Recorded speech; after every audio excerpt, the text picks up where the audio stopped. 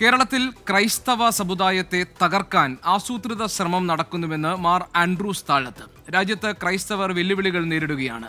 Syrian Catholics അതിവേഗം ഇല്ലാതാകുന്നുവെന്നും പെൺകുട്ടികൾ വിവാഹം വേണ്ടെന്ന് വെക്കുന്നുവെന്നും മാർ ആൻഡ്രൂസ് താഴത്ത് പറഞ്ഞു. അതിവേഗം അന്യം നിന്നു പോകുന്ന സമുദായമല്ല. ഇതിൽ ഏറ്റവും വേഗം അന്യം നിന്നു പോകുന്നത് പാർസി സമുദായം, രണ്ടാമത് സിറിയൻ കാത്തലിക്സ് എന്ന് വെച്ചാൽ അതിവേഗം അന്യതോ പ്രധാന കാരണം പിതാവ് സൂചിപ്പിച്ചു, മക്കളില്ല. പെൺകുട്ടികൾ പറയുന്നു വിവാഹം വേണ്ട എന്ന്. എല്ലാ യുവതിവാക്കളും ടീനേജേഴ്സ് അടക്കം ഇന്ത്യക്ക് പുറത്തേക്ക് പോകുക കാരണങ്ങൾ പലതാണ്. അശ്വിൻ പാലാഴി കൊച്ചിയിൽ നിന്നുണ്ട് വിവരങ്ങൾ നൽകാൻ. അശ്വിൻ, മാർ ആൻഡ്രൂസ് താഴത്ത് പറഞ്ഞതിൽ പ്രധാനപ്പെട്ട ഭാഗം ക്രൈസ്തവ സമുദായത്തെ ഇല്ലാതാക്കാൻ വളരെ ആസൂത്രിതമായ നീക്കം നടക്കുന്നു എന്നാണല്ലോ. എന്താണ് അദ്ദേഹം അങ്ങനെ പറയാൻ കാരണം?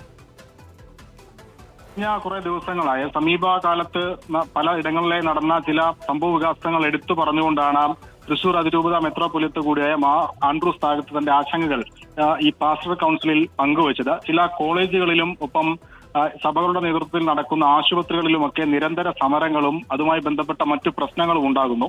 ഇതൊക്കെ സമുദായത്തെ വിഭജിച്ച് നശിപ്പിക്കാനുള്ള ആസൂത്രിത ശ്രമത്തിന്റെ ഭാഗമാണ് എന്നുള്ളതാണ് അദ്ദേഹം ആരോപിക്കുന്നത്. സമരങ്ങൾക്ക് പിന്നിൽ ഈ സമുദായത്തെ നശിപ്പിക്കാനുള്ള ശക്തികൾ അതിശക്തമായി പിടിമുറുക്കിയിരിക്കുന്നു. ഈ നീക്കത്തിനെതിരെ ഒരുമിച്ച് മുന്നോട്ട് പോകണം എന്നുള്ളൊരു ആഹ്വാനം കൂടിയാണ് പാസ്റ്ററൽ കൗൺസിലിൽ മാർ ആൻഡ്രൂസ് താഴത്ത് നിന്ന് മുന്നോട്ട് വെച്ചിരിക്കുന്നത്. ഒപ്പം സർക്കാർ സംവിധാനങ്ങളിലും രാഷ്ട്രീയ രംഗത്തേക്കുമൊക്കെ ഈ കത്തോലിക്ക സഭയിൽ നിന്നുള്ള ആളുകളുടെ എണ്ണം ഇന്ന് വളരെ കുറവാണ്. അത് ഉയർത്തിക്കൊണ്ടുവരാൻ കൂട്ടായ ശ്രമം വേണം. ഒപ്പം ചില പരാമർശങ്ങൾക്കുള്ള മാധ്യമങ്ങൾക്ക് മുന്നിലാണ് പറയുന്നത് എന്ന ബോധ്യത്തോടു കൂടിയാണ് താൻ ഇതൊക്കെ വെളിപ്പെടുത്തുന്നത് എന്നുള്ള ആമുഖത്തോടു കൂടിയാണ് അദ്ദേഹം ഈ കാര്യങ്ങളൊക്കെ പറയുകയും ചെയ്തത്. നിലവിലെ യുവതലമുറയിലെ പെൺകുട്ടികൾ വിവാഹം വേണ്ട എന്നുള്ള നിലപാടിലാണ്. ഒപ്പം പുതുതലമുറ ജനിക്കുന്നില്ല.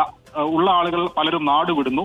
അന്യരാജ്യത്ത് ലഹരിക്ക് അടിമപ്പെടുന്ന യുവാക്കളെയാണ് നിലവിലത്തെ സാഹചര്യത്തിൽ നമുക്ക് കാണാൻ സാധിക്കുന്നത്. ഇതെല്ലാം മാറ്റിയെടുക്കേണ്ടതുണ്ട്. ഇതൊക്കെ സമുദായത്തിന്റെ ഇല്ലായ്മയിലേക്ക് കൊണ്ടുപോകുന്ന കാര്യങ്ങളാണ്. അതിലെല്ലാം ഒരു ഇടപെടൽ വേണം. അതുകൊണ്ട് സഭയ്ക്കുള്ളിൽ തന്നെ ഒരു ശക്തമായ മുന്നേറ്റം ഉണ്ടാകേണ്ട സാഹചര്യമുണ്ട് എന്നുള്ളതാണ് അദ്ദേഹം വ്യക്തമാക്കുന്നത്.